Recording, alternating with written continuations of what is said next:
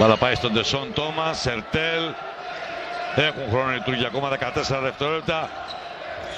Όμιτς. Τον μάρκαρο Γιάνγκ, η πάσα στο Σλοβαίνο.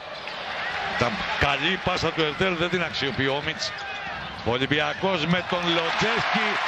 Η δυνατότητα που έχει ο Λοντζέσκι να πατήσει φρένο του δίνει την ευκαιρία να σκοράρει.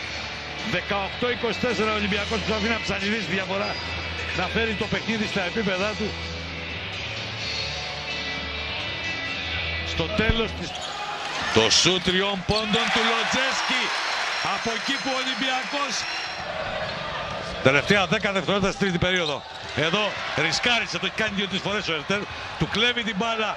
Ο Λοντζέσκι εκτελεί στην εκπνοή. Δεύτερο σερί καλάθι.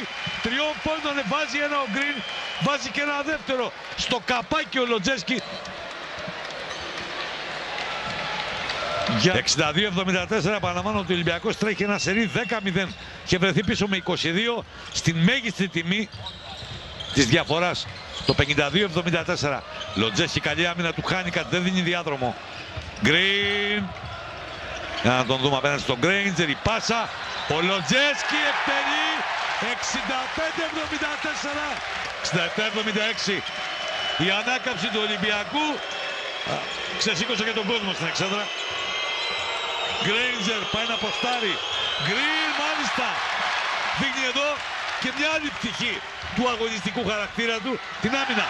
Ωραία πάσα, καταπληκτική πάσα κέρια του Λοντζέσκι στον Αγραβάνη. Το σχήμα του Σφερόπουλου, πολύ αποτελεσματικό.